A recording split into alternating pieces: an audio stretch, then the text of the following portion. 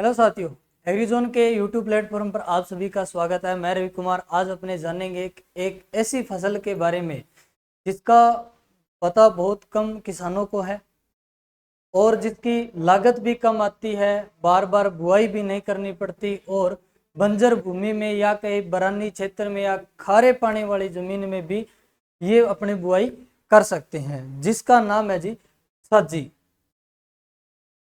अपने राजस्थान के क्षेत्र में जो बॉर्डर टच एरिया पाकिस्तान का, इस क्षेत्र में इसका बहुत सारा उत्पादन किया जाता है।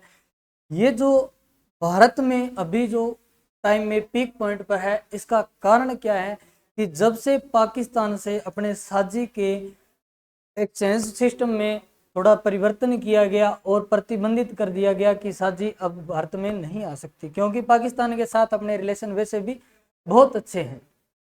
तो उस रिलेशन के चलते अपने यहाँ पे थोड़ी इसकी जरूरत पड़ी और आवश्यकता आविष्कार की जननी है। कुछ समय के लिए खारे पानी का उपयोग किया गया समुद्र के पापड़ बनाने के लिए, लेकिन वो कारगर नहीं सिद्ध हुआ। उसके बाद में वापस साझी की खेती शुरू की गई। ये खेती अपने पाकिस्तान के बॉर्डर टच एरिया जैसे जैसलमेर है, बीकानेर है और गंगानगर के कुछ हिस्सों में भी, अनूपगढ़ क्षेत्र में भी की जाती है। अब वहां पे साझी की खेती है। अब जैसलमेर देखे, बीकानेर देखे तो अपने से नहीं कह सकते कि यहाँ पे पानी है जो सिंचाई का वो बहुत ज्यादा है, लेकिन फिर भी वहां पे सबसे अच्छा प्रोडक्शन या जो सबसे ज्यादा इसका प्रोडक्शन है वो इसी एरिया में हो रहे हैं, क्योंकि ये उस भूमि की फसल है जिसमें ज्यादा न तो पानी की आवश्यकता रहती है और ना कोई आर्टिफिशियल फर्टिलाइजेशन या कोई कुछ भी इसकी जरूरत नहीं होती, तो खर्चा भी बहुत कम होता है। तो देखते हैं इसके बारे में। तो इसका नाम है जी साजी या फिर खार या लेना, क्योंकि अपने लवणीय मृदा के बारे में जरूर जिक्र सुना होगा, जिसे अपने राजस्थानी भाषा के अंदर धुर, खार, लोना भी कहते हैं। तो वैसा ही ये क्या खार है, जिसे अपने साजी के नाम से ज्यादातर जाना जाता है और खार के नाम से और लेना के नाम से भी जाना जाता है। लेकिन अपने एक साइंटिफिक तरीके से बात करें, कृषि विज्ञान में इसे हेलोक्सिलिन स्पीसीज कहा जाता है। इसकी दो स्पीसीज जो फूड प्रोडक्ट में यूज की जाती है, वो एक तो है सेलिकॉर्निकम और दूसरी है रिकर्वम। अपने जो राजस्थान में बुआई की जा रही है वो रिकर्वम स्पीसीज की जा रही है। कौन सी स्पीसीज की? रिकर्वम। जो रिकर्वम स्पीसीज, ये जो आपको फोटो दिखाई दे रही है, ये रिकर्वम स्पीसीज की ही है, जिसका कुल है वो अमरेंथेसी या चिनोपोडियसी या जिसे बथुआ कुल भी अपने कहते हैं। उत्पत्ति स्थल मध्य एशिया, मतलब एक भारत की ही फसल है और इसे भारत में अपने राजस्थान में जो बनाया जाने वाला उत्पाद नमकीन पापड़, उसमें सबसे ज्यादा इसका उपयोग किया जाता है। अब देखते हैं अपने पहचान। आपको बताया था दो स्पीसीज, एक तो सेलिकॉर्निकम और दूसरा रिकर्वम। ये है सेलिकॉर्निकम। सेलिकॉर्नियम का पौधा होता है वो थोड़ा लेंथी होता है, एक पूरी बड़ी झाड़ी के समान होता है। रिकर्वम का छोटा होता है। जो बड़ा पौधा होता है वो कौन सी स्पीसीज रहेगी? सेलिकॉर्निकम स्पीसीज होती है, जिसमें फूल होते हैं और कुछ इस प्रकार के ब्लैक येलो से इसके सीड होते हैं। इसके सीड और थोड़े बड़े होते हैं दूसरी स्पीसीज के मुकाबले, और इसका बस कलर जो फूलों का है वो भी चेंज होता है। दूसरी स्पीसीज अपने रिकर्वम। अब रिकर्वम का आप देखो तो एक फैला हुआ छोटा पौधा है।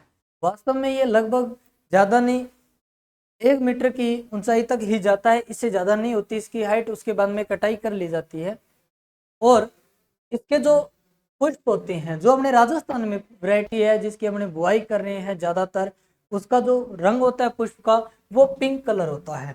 कैसा होता है? पिंक होता है।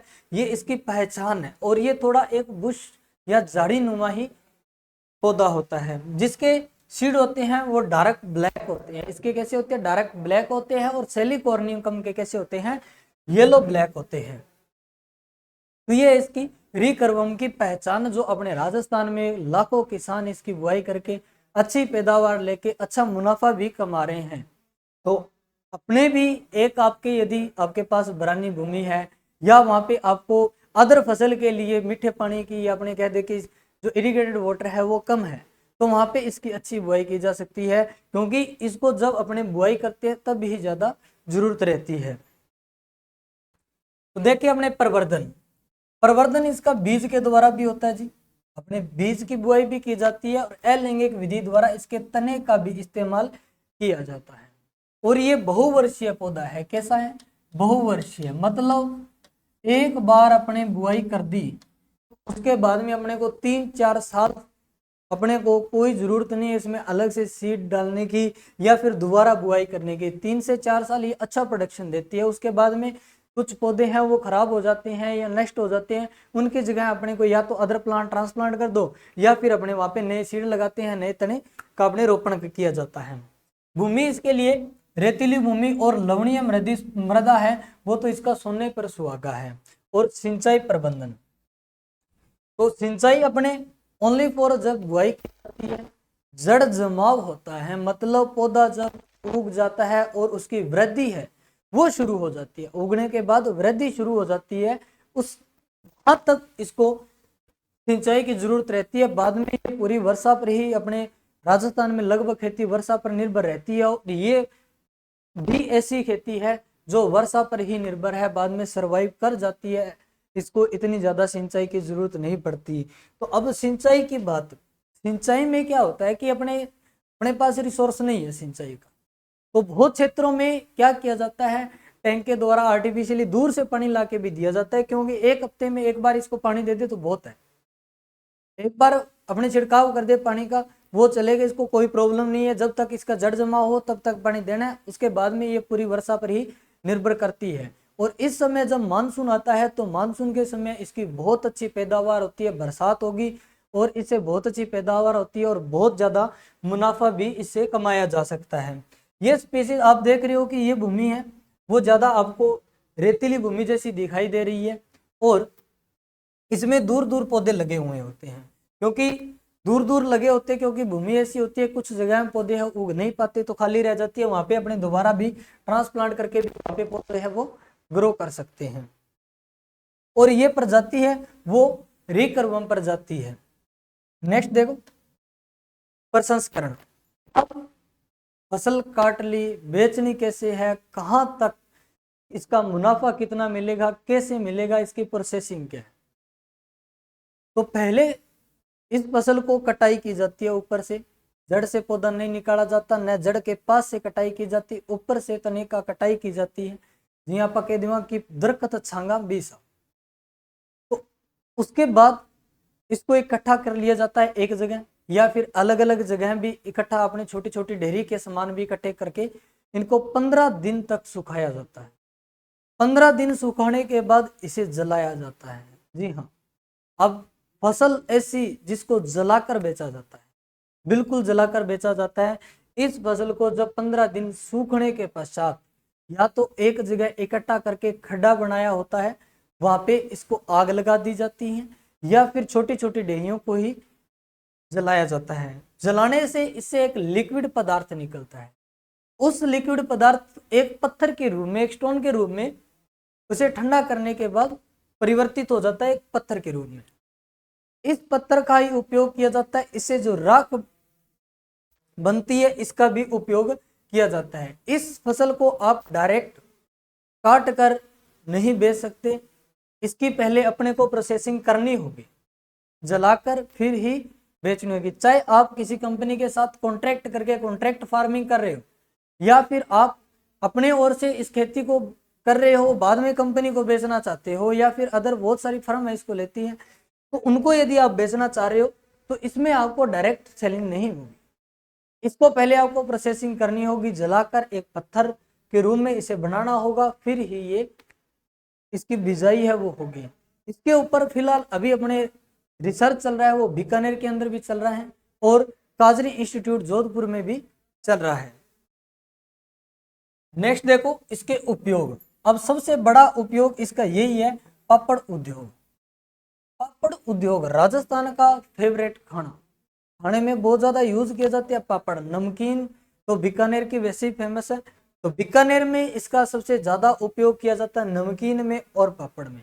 अब पापड़ में यूज कैसे किया जाता है, इसका जो पत्थर होता है या फिर ऐश या राख होती है, उसे क्या किया जाता है, पानी के अंदर घोल लिया जाता है। जैसे आपको इस पिक्चर के अंदर दिखाई दे रहा है, ये पानी है, उसके अंदर जो सेजी है या खार है उसको घोला गया है। फिर उसके द्वारा जो अपने पापड़ बनाने का आटा है उसको गूंदने की प्रक्रिया है या उसको, तो वो भी इसी पानी के द्वारा की जाती है। और ये जो पापड़ के अंदर सबसे बड़ी की पाचन शक्ति को बढ़ाता है। जो भी इससे बने जो पापड़ का यूज किया जाता है उससे पाचन शक्ति बढ़ती है और बॉडी क्लीनिंग का भी बहुत अच्छा एक काम करता है। और भी बहुत सारी बीमारी में काम करता है, ये औषधि के रूप में भी बहुत अच्छा काम आता है। तो हमने इसके अब बीमारियों के बारे में देखते हैं। और पापड़ उद्योग में बीकानेर के अंदर इसका सबसे ज़्यादा उपयोग किया जाता है। तो आप भी यदि करना चाहते हो साजी की खेती तो बीकानेर में नमकीन भंडार से कहीं ना कहीं कॉन्ट्रैक्ट करके आप दे सकते हो। बाकी अदर भी आप इसकी साइट पे जाके बहुत सारी कंपनियां इसकी करवा रही है खेती, तो आप इससे संबंधित सूचना पाकर आप भी इसको ग्रो कर सकते हो। अब देखो इसका अपने औषधीय गुण देखते हैं कि इससे दवाई के रूप में कैसे काम लिया जाता है। तो पहला है पाचन विकार। तो पाचन विकार तो मतलब जिन कब्ज में प्रॉब्लम आती है या फिर जिनको आंत में सूजन है उनमें भी ये काम करती है। और इसका अपने फूड प्रोसेसिंग में, जैसे अपने कोई भी खाद्य पदार्थ बना रहे हैं उसके अंदर इस्तेमाल किया जाता है, जिसे अपने उस खाद्य पदार्थ को खाए तो अपने पेट में भी खराबी ना हो उस खाद्य पदार्थ से संबंधित। जैसे अपने अजवाइन का यूज किया जाता है, उसी प्रकार इसका भी नमकीन पदार्थों के अंदर यूज किया जाता है। नमकीन के अंदर ही क्यों किया जाता है, क्योंकि ये खारी होती है, कड़वी होती है, तो अपन अब जरूरत को नहीं कि बाढ़ करनी पड़ेगी, डांगर भी कौन खावे। तो इससे भी अपने को ये फायदा है कि इसका अपना जो खर्चा है वो भी कम लगेगा। नेक्स्ट है सूजन रोधी गुण। सूजन रोधी गुण मतलब यदि त्वचा पर सूजन आती है या घावों के इलाज के लिए भी इसका लेपन किया जाता है, उसमें भी ये काम करती है। एक ऐसे कह सकते हैं कि अपने लेपन करके क्रीम के रूप में भी इसका उपयोग किया जाता है। तो स्किन के लिए भी इसका इस्तेमाल किया जाता है। नेक्स्ट है मूत्रवर्धक प्रभाव। मूत्रवर्धक प्रभाव मतलब अपने किडनी क्लीन करने के लिए, किडनी क्लीन करने के लिए या किडनी स्टोन की जिनको प्रॉब्लम रहती है उनके लिए भी ये अच्छी मानी जाती है। तो मूत्रवर्धक प्रभाव भी रहता है, मतलब पेशाब खुल के आवेगा। नेक्स्ट है बुखार कम करना। तो ये एक पैरासीटामोल का भी काम करती है। नेक्स्ट देखो श्वसन संबंधी विकार, जिनको अस्थमा है या खांसी ज्यादा टाइम की है तो इसका लगातार इस्तेमाल करने से इसका अपने उपचार है वो कर सकते हैं। और इसमें एंटीऑक्सीडेंट भी गुण होते हैं, घाव भरना भी आपको बता दिया। और मधुमेह, शुगर के मरीज, मधुमेह के मरीज जो शुगर के मरीज होते हैं उनके बारे में इसका अच्छा रिजल्ट आ रहा है। और अभी इसके ऊपर रिसर्च भी चल रही है कि क्या वास्तव में इसे मधुमेह रोग के लिए, एक शुगर के मरीज के लिए अच्छी दवा का निर्माण किया जा सकता है या नहीं। अभी इस पे रिसर्च है वो चल रहा है। वैज्ञानिक सत्यापन की इसकी आवश्यकता होगी। अभी आवश्यकता क्यों है, क्योंकि ये बहुत माइनर क्रॉप है और राजस्थान की ही मुख्यतः फसल है। ये अदर कंट्रियों में, अफगानिस्तान में भी उगाई जाती है, लेकिन वहां पे सेलिकॉर्निकम स्पीसीज उगाई जाती है जिसकी जड़ इस्तेमाल की जाती है औषधि के रूप में ज्यादातर। तो बच्चा की स्थिति, तो स्किन केयर के लिए भी आप यूज कर सकते हो इसको।